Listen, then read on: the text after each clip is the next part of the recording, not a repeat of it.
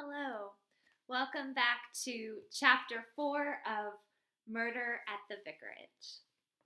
So, where we left off, um, Len, the vicar, and his wife Griselda had hosted a tea where there were some suspicions about different people having an affair with the artist Lawrence Redding, and it turns out that Mrs. Prothero, the second wife of Colonel Prothero, is the one having that affair because the vicar walked in and found them together.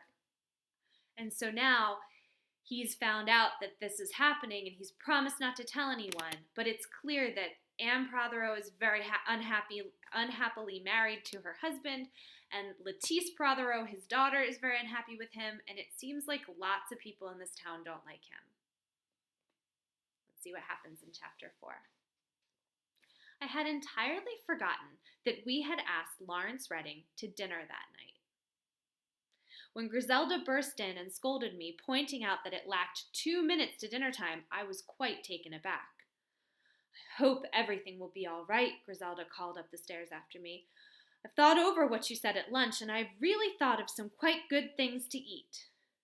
I may say in passing that our evening meal amply bore out Griselda's assertion that things went much worse when she tried than when she didn't. The menu was ambitious in conception, and Mary seemed to have taken a perverse pleasure in seeing how best she could alternate undercooking and overcooking. Some oysters, which Griselda had ordered, and which would seem to be beyond the reach of incompetence, were unfortunately not able to sample, as we had nothing in the house to open them with, an omission which was discovered only when the moment for eating them had arrived. I had rather doubted whether Lawrence Redding would put in an appearance. He might very easily have sent an excuse. However, he arrived punctually enough, and the four of us went in to dinner. Lawrence Redding has an undeniably attractive personality. He is, I suppose, about 30 years of age. He has dark hair, but his eyes are of a brilliant, almost startling blue. He's the kind of man who does everything well. He's good at games, an excellent shot, an amateur actor, and I can tell a first-rate storyteller. He's capable of making any party a go. He has, I think, Irish blood in his veins. He's not at all one's idea of the typical artist, yet I believe he is a clever painter in the modernist style. I know very little of painting myself. It was only natural that on this particular evening he should appear a shade distracted. On the whole, he carried off things very well. I don't think Griselda or Dennis noticed anything wrong. Probably I should not have noticed anything myself if I had not known beforehand. Griselda and Dennis were particularly happy, full of jokes about Dr. Stone and Miss Cram, the local scandal. And it suddenly came home to me that, with something of a pang, that Dennis is nearer Griselda's age than I am. He calls me Uncle Len, but he calls her Griselda. It gave me, somehow, a very lonely feeling. I must, I think, have been upset by Mrs. Prothero. I'm not usually given to such unprofitable reflections. Griselda and Dennis went rather far now and then, but I hadn't the heart to check them. I always thought it a pity that the mere presence of a clergyman should have such a dampening effect. Lawrence took a part in the conversation, and nevertheless I was aware of his eyes continually straying to where I sat, and I was not surprised when after dinner he maneuvered to get me into my study. As soon as we were alone, his manner changed. His face became grave and anxious, and he looked almost haggard. "You've surprised our secret, sir," he said. "What are you going to do about it?" I could speak far more plainly to Redding than I could to Mrs. Prothero, and so I did, and he took it very well. "Of course," he said when I had finished, "you're bound to say all this. You're the parson.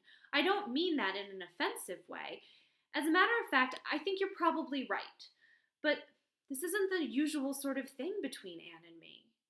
I told him that people had been saying that particular phrase since the dawn of time, and a strange little smile creased his lips. "You mean everyone thinks their case is unique?" Perhaps so. But one thing you must believe.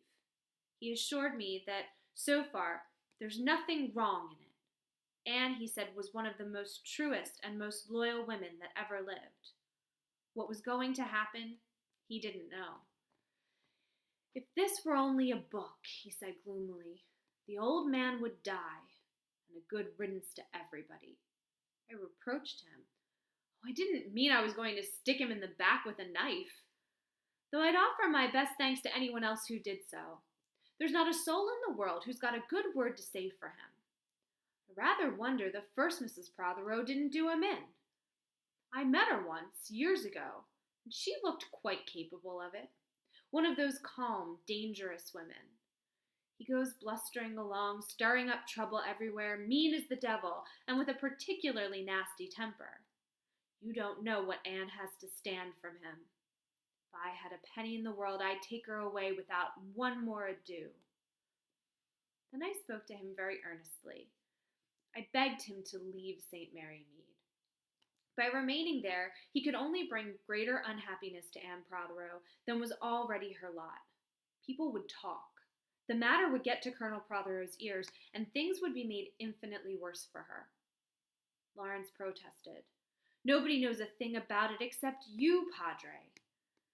My dear young man, you underestimate the detective instinct of a village and its village life. In St. Mary Mead, everyone knows your most intimate affairs. There's no detective in England equal to a spinster lady of uncertain age with plenty of time on her hands. He said easily that was all right. Everyone thought it was Lettice. Has it occurred to you, I asked, that possibly Lettice might think so herself? He seemed quite surprised by the idea. Lettice, he said, didn't care a hang about him. He was sure of it. She's a strange sort of girl, he said. Always seems in a kind of dream. And yet underneath I believe she's rather practical, really. I believe all that vague stuff is just a pose. Lettice knows jolly well what she's doing, and there's a funny vindictive streak in her. The funny thing is that she hates Anne, simply loathes her, and yet Anne's been a perfect angel to her always. I did not, of course, take his word for this last part. To infatuated young men, their inamorata always behaves like an angel. Still, to the best of my observation, Anne had always behaved to her stepdaughter with kindness and fairness. I'd been surprised myself that afternoon at the bitterness in Lettice's tone. We had to leave the conversation there because Griselda and Dennis burst in upon us and said I was not to make Lawrence behave like an old fogey. Oh dear, said Griselda, throwing herself into an armchair. How I would like a thrill of some kind. A murder, or even a burglary. I don't suppose there's anyone much worth burgling, said Lawrence, trying to enter into her mood. Unless we stole Miss Hartnell's false teeth. They do click horribly, said Griselda. But you're wrong about there being no one worthwhile. There's some marvelous old silver at the old hall. Trencher salts and a Charles II Taza, all kinds of things like that, worth thousands of pounds, I believe. The old man would probably shoot you with an army revolver, said Dennis. Just the sort of thing he'd enjoy doing. Oh, we'd get in first and hold him up, said Griselda. Who's got a revolver? I've got a Mauser pistol, said Lawrence. Have you? How exciting! Why do you have it? Oh, it's a souvenir of the war, said Lawrence briefly. Old Prothero was showing the silver to Stone today, volunteered Dennis. Old Stone was pretending to be no end interested in it. I thought they'd quarreled about that barrow, said Griselda. Oh, they've made that up, said Dennis. I can't think what people want to grub about in barrows for anyway. That man Stone puzzles me, said Lawrence. I think he must be very absent-minded. You'd swear sometimes he knew nothing about his own subject. That's love, said Dennis. Sweet Gladys Cram, you are no sham. Your teeth are white and fill me with delight. Come fly with me, my bride-to-be, and at the Blue Boar, on the bedroom floor. That's enough, Dennis, I said. Well, said Lawrence Redding, I must be off. Thank you very much, Mrs. Clement, for a very pleasant evening. Griselda and Dennis saw him off. Dennis returned to the study alone. Something had happened to ruffle the boy. He wandered about the room aimlessly, frowning and kicking the furniture. Our furniture is so shabby already that it can hardly be damaged further, but I felt impelled to utter a mild protest. Sorry, said Dennis. He was silent for a moment and then burst out, What an absolutely rotten thing gossip is. I was a little surprised. Dennis does not usually take that attitude. What's the matter? I said. I don't know whether I ought to tell you. I was more and more surprised. It's such an absolutely rotten thing, Dennis said again, going round and saying things, not even saying them, hinting them. No, I'm sorry. I'm damn sorry if I tell you. It's too absolutely rotten. I looked at him curiously, but I did not press him further. I wondered very much, though. It's very unlike Dennis to take anything to heart. Griselda came in at that moment. Miss Weatherby's just rung up, she said. Mrs. Lestrange went out at 8:15 and hasn't come back yet. Nobody knows where she's gone. Why should they know? Because it isn't to Dr. Haydock's. Miss Weatherby does know that, because she telephoned Miss Hartnell, who lives next door to him, and she would have been sure to see him. Well, it's a mystery to me, I said, how anyone ever gets any nourishment in this place. They must eat their meals standing by the window, so as to be sure of not missing anything. And that's not all, said Griselda, bubbling with pleasure. They've found out about the Blue Boar. Dr. Stone and Miss Cram have got rooms next door to each other. But, she waved with an impressive forefinger, there's no communicating door. That, I said, must be very disappointing to everyone. At which Griselda laughed. Thursday started badly. 2 of the ladies of my parish elected to quarrel about the church decorations. I was called in to adjudicate between 2 middle-aged ladies, each of whom was literally trembling with rage. If it had not been so painful, it would have been quite an interesting physical phenomenon.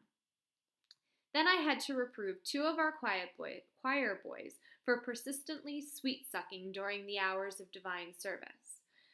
And I had an uneasy feeling that I was not doing the job as wholeheartedly as I should have done.